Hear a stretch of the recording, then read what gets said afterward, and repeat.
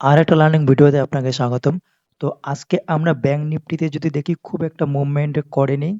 আমরা যারা option buyer আছি, আমাদের ক্ষেত্রে আজকে খুব একটা ক্রিটিক্যাল ডে ছিল।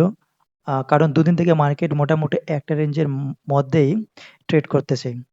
না উপরে যাচ্ছে না নিচে আসতেছে। তো এরকম ক্ষেত্রে আমরা যারা অপশন বায়ার আছি, আমাদের ক্ষেত্রে একটু প্রবলেম সৃষ্টি হয়ে বারবার আমাদের স্টপ লস হিট হিট হওয়ার আশঙ্কা থাকে। তো আজকে যদি দেখি মোটামুটি যেখান থেকে মার্কেট স্টার্ট হয়েছে বা ওপেন হয়েছে, আ শেষ শেষে লাগভাগ সেখানে গিয়ে আবার বন্ধ হয়েছে। আর সারাদিন খুব একটা মুভমেন্ট ছিল না। একটা রেঞ্জের মধ্যে মার্কেট ফেঁসে আছে।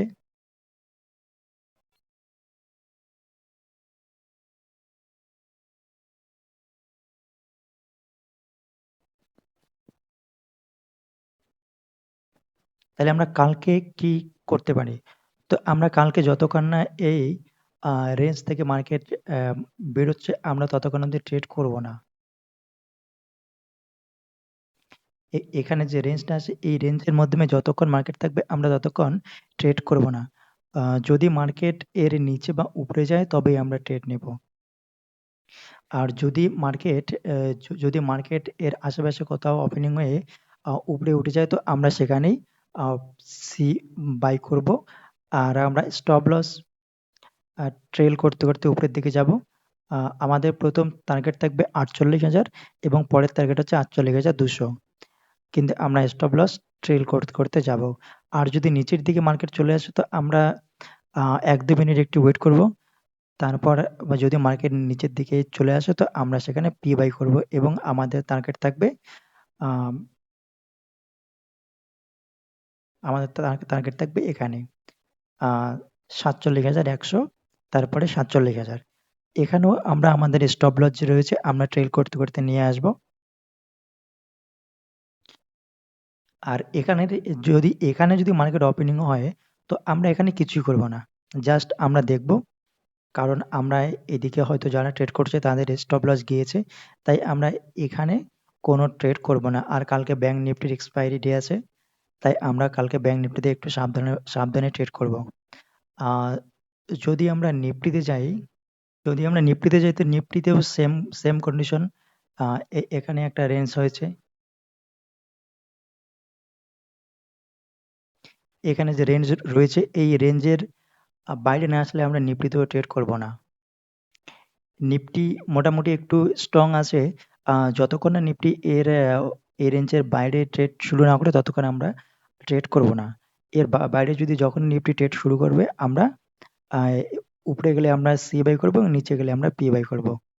আর উপরে যদি যাই আমাদের ১ম টার্গেট থাকবে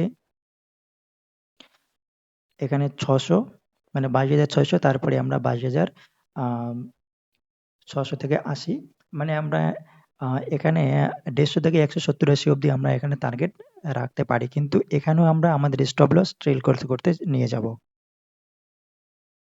আর যদি আর যদি নিচের দিকে আসে তো তাহলে আমরা নিচের দিকে এখানেও আমরা একটু ওয়েট করব। কারণ আবার এখানে যদি নিচের দিকে খুলে আবার যদি উপরের দিকে চলে যায় তো আমরা এখানে আ ১-২ মিনিট আমরা এখানে দেখব। যদি নিচের দিকে চলে আসে তাহলে আমরা এখানে ১-২ মিনিট দেখার পর যেরকম প্রাইস অ্যাকশন তৈরি করবে আমরা সেই হিসেবে ট্রেড নেব। আমরা যদি নিচে আসে তো আমরা এখানে পি বাই করব। আর পি বাই করলে আমরা এখানে খুব একটা বেশি রেঞ্জ নেই এখানে। তো খুব ছোট টার্গেট আমরা রেখে দেব। যতক্ষণ না অব্দি আমাদের যে এখানকার লাস্ট যে সুইং এসে আ ২১ আ এটা হচ্ছে ২২,২৬০ যখন এটা আ ক্রস করবে তো তারপরে আমাদের একটা বড় টার্গেট আসবে। আর এখানে যে এ এ এর মধ্যে আমরা কোনো ট্রেড নেব না। এখানে আমরা কোনো ট্রেডই নেব না। যতক্ষণ না যতক্ষণ না মার্কেট এর বাইরে যাচ্ছে ততক্ষণ আমরা ট্রেড নেব না। আর নিচে আসে অতক্ষণ আমরা কোনো ট্রেড নেব না। কারণ আমরা যারা অপশন বায়ার আছি আমাদের মুভমেন্ট দরকার। মুভমেন্ট না হলে মার্কেট যদি এখানে দেখতে পাচ্ছেন আ এখানে আমি একটা ট্রেড নিয়েছিলাম কিন্তু তার আগের এখানে ছিল কিন্তু মার্কেট এখানে যায়নি। এখানেই থাকতে, থাকতে লাস্টের সময় দিকের কারণে আমার লস হয়ে আমি এখানে এক্সিট করেছি। তারপরে এখানে যদি আপনারা দেখেন, এখানে মার্কেট কিন্তু মুভমেন্ট করেছে। কিন্তু আপনারা যদি আ প্রিমিয়ামে যান, সেখানে কিন্তু আপনারা দেখতে পারবেন না খুব একটা মুভমেন্ট দিয়েছে। কারণ আমি দেখেছিলাম এখানে খুব একটা মুভমেন্ট ছিল না। কারণ ৫ মিনিটে যদি আমরা যাই, এখানে দেখতে পাচ্ছেন এখানে ক্যান্ডেল গুলো কিরকম। একটা ক্যান্ডেলে অনেকখানা মার্কেট ছিল। তারপরে আরেকটা ক্যান্ডেল সেই বরাবর খুলে তারপরে গ্রিন হয়ে অনেকটা সময় এখানে থাকার পর আবার একটা গ্রিন হয়ে তারপর এখানেই ছিল। তো সুতরাং এরকম করে যদি মুভমেন্ট হয় তাহলে আমাদের যারা অপশন বায়ার আছে আমাদের এখানে সময় ডিকে হওয়ার কারণে আমাদের প্রিমিয়াম ঘেটে যাবে।